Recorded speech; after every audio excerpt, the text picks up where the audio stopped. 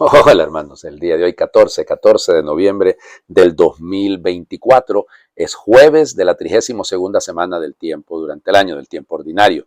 Hoy es jueves, así que ya saben, al Santísimo todo mundo, que hay que orar y hay que pedir mucho por la paz en nuestro mundo. Realmente es una situación muy dolorosa. Hay que orar de nuevo por nuestros hermanos en España, en la provincia de Málaga se está viviendo terrible las inundaciones, de nuevo también en Valencia, en Albacete, en Tarragona, es decir, en varias partes de España, otra Dana está haciendo estragos, así que hay que orar mucho por ellos y acompañarles en la medida de nuestras posibilidades también. Hoy es día de un santo misionero obispo que se le considera mártir, aunque propiamente va a morir producto de las vejaciones, de los maltratos que le hicieron estando preso. Se trata de San Esteban Teodoro Quenot, que nace en Francia, era hijo de campesinos, ¿no? Y fíjense que, de hecho, su profesión era relojero. Él a lo que quería, inventó algunos relojes, era muy creativo él. Ingresa en el seminario en Besançon y ahí pues también había sido catequista, fue ordenado sacerdote en 1824, hacía parte de la Sociedad de Misiones Extranjeras ahí en París, en San Vicente de Paúl en París, y pues desde 1827 que había ingresado ahí a esta sociedad misionera, pues es enviado a la Cochinchina.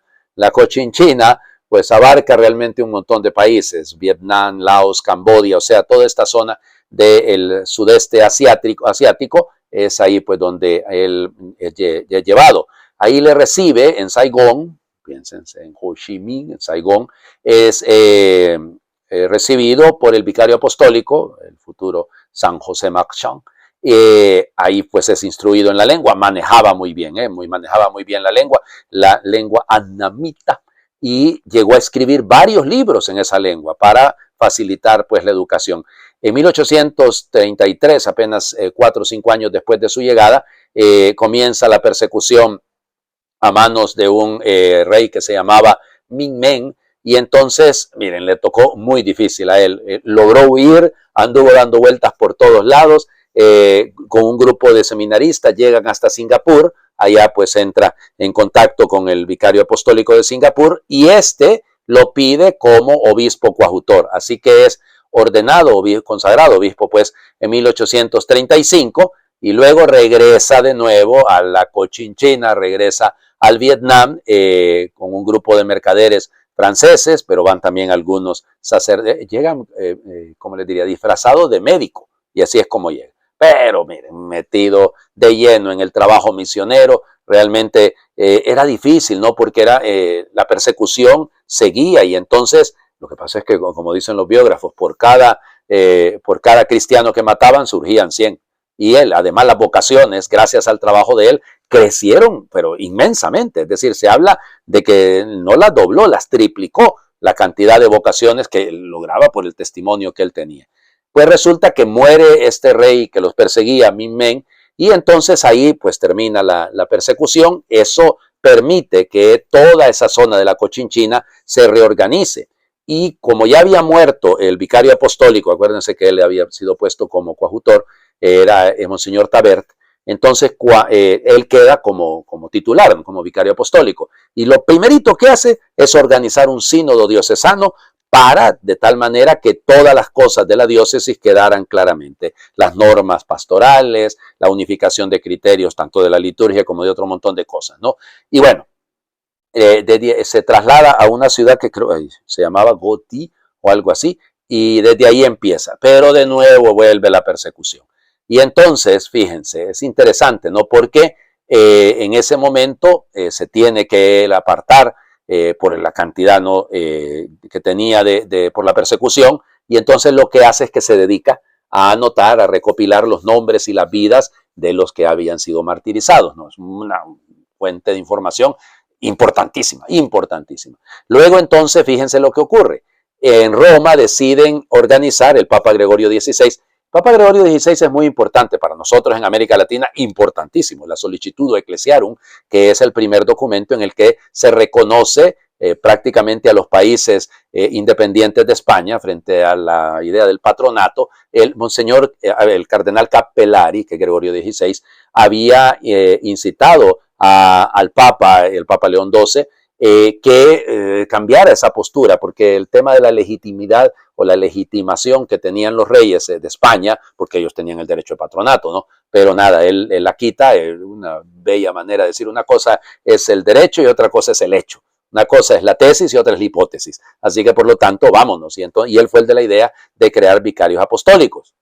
Así como había en el sudeste asiático y en la India también, que lo hubiese en ¿cómo se llama? En América Latina. Y es así como van naciendo los vicariatos apostólicos en las sedes donde había antes obispos. Y de esa manera se fue creando, renovando por la falta de obispos que teníamos en América Latina. No había países enteros donde no había ningún obispo. En el caso nuestro, aquí en mi país, hagan de cuenta que desde 1815 hasta 1842 no tuvimos obispo.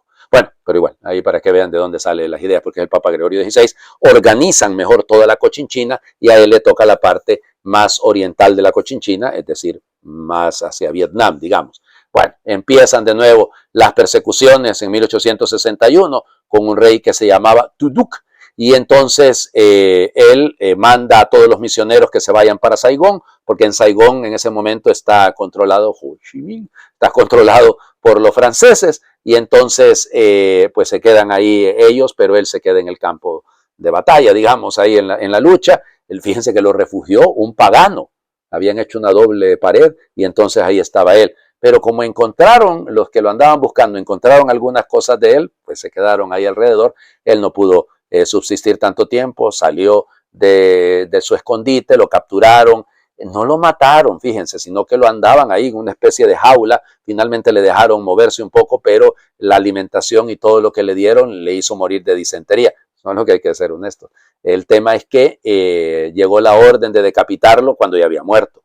Y entonces ahí se preguntaban si debían decapitarlo aunque ya estuviera muerto, pero al final no se llegó a tanto. Fue canonizado en 1988, en junio de 1988, por el Papa San Juan Pablo II. Eso es para que más o menos se ubiquen ustedes en un poquito de lo que hubo, ¿no? Porque es una figura, vamos, extraordinaria, es una figura interesante. Es un obispo, se le considera mártir, hay que decirlo, porque efectivamente el tipo de muerte es estando en la cárcel. Fíjense, lo que pasa es que hay otro relato que nos dice que, ¿cómo se llama? Que fue arrojado ¿cómo se llama? A donde había un montón de elefantes y para que lo aplastaran. Es una cosa, insisto, son dos relatos, el asunto es que murió estando prisionero. Bueno, vamos a las lecturas del día de hoy. Leemos hoy la carta a Filemón. Recuérdense que esta no tiene capítulos, solo tiene versículos, ¿no? Entonces del 7 al 20, pero son versículos.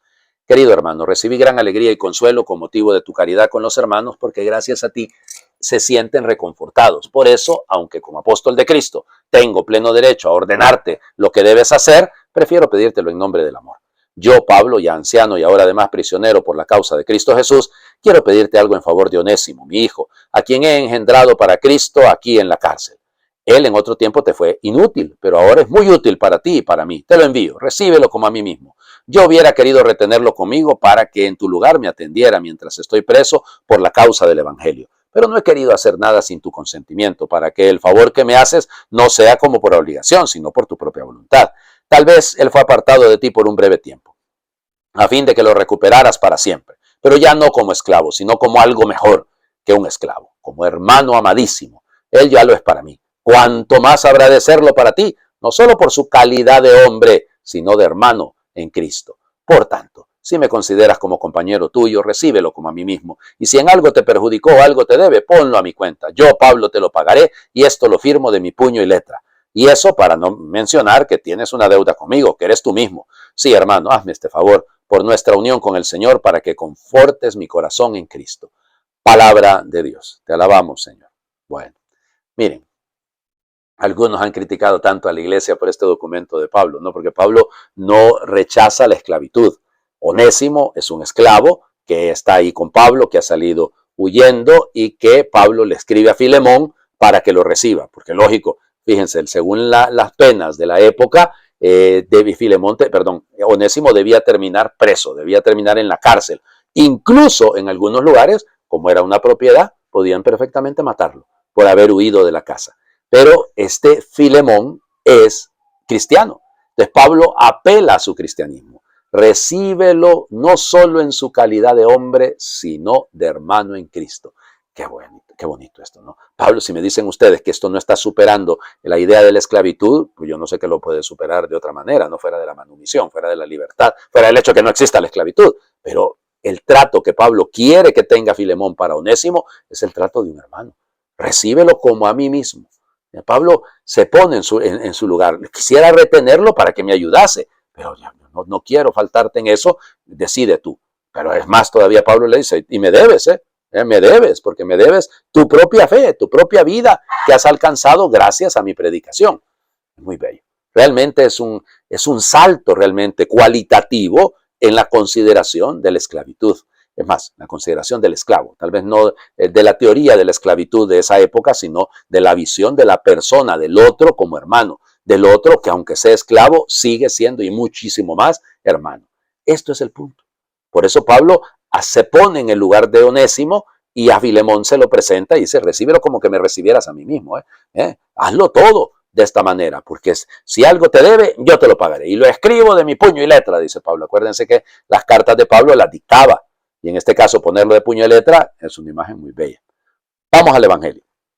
Seguimos siempre en el capítulo 17 de Lucas. Ahora son versículos del 20 al 25. En aquel tiempo los fariseos le preguntaron a Jesús, ¿cuándo llegará el reino de Dios? Jesús les respondió, el reino de Dios no llega aparatosamente. No se podrá decir está aquí o está allá, porque el reino de Dios ya está entre ustedes. Le dijo entonces a sus discípulos, llegará un tiempo en que ustedes desearán disfrutar siquiera un solo día de la presencia del Hijo del Hombre y no podrán. Entonces les dirán, está aquí o está allá, pero no vayan corriendo. A ver, pues así como el fulgor del relámpago brilla de un extremo al otro del cielo, así será la venida del Hijo del Hombre en su día. Pero antes tiene que padecer mucho y ser rechazado por los hombres de esta generación. Palabra del Señor. Gloria a ti, Señor Jesús. ¿Cuándo llegará el... Fíjense, son dos momentos, ¿no? El primer momento es la pregunta de los fariseos, que Jesús responde de una manera muy bella. El reino de Dios. ¿Cuántas veces no hemos hablado de la venida, de la aproximación, de la llegada? En griego se dice engiken, es decir, en qué momento llega, en qué momento ocurre. Entonces, en el Evangelio de Lucas, hagan de cuenta que al menos 7 veces se ha tratado de la venida del reino, de la llegada del reino. Entonces Jesús responde, mucho cuidado con esto y hay que entenderlo así, porque el verbo utilizado aquí es muy bello.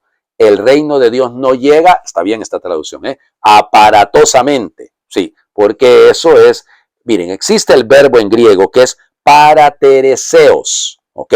Paratereseos, que si usted le pone, que está aquí escrito, meta paratereseos, ¿qué significa eso? El parateresos es, por eso algunas traducciones dicen, no puede ser descubierto con escrutinio, no puede ser descubierto con la mirada muy fija. Eso es muy interesante, porque eran los fariseos los que estaban al acecho a ver lo que hacía Jesús. O sea, el metaparatereseos lo tenían ellos, eran ellos los que estaban pendientes del Señor Jesús. En 2 ocasiones en el Evangelio de Lucas antes lo hemos escuchado, cuando se nos habla, eso lo digo para que lo tengan claro, en el capítulo 6 y en el capítulo 14 han hablado de estar pendientes de si Jesús cura en sábado, de lo que Jesús va a hacer.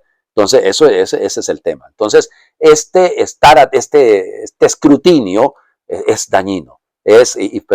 Porque también este término paratereseos se utiliza, fíjense para qué, para leer la carta sideral, para la interpretación astrológica, para ver lo que dicen las estrellas. Por eso queda muy bien el término. Entonces, el reino de Dios no se puede escrutar de esa manera. No se puede llegar a su conocimiento de esa forma. No es con esta manera. Ese es un primer nivel. ¿Ok?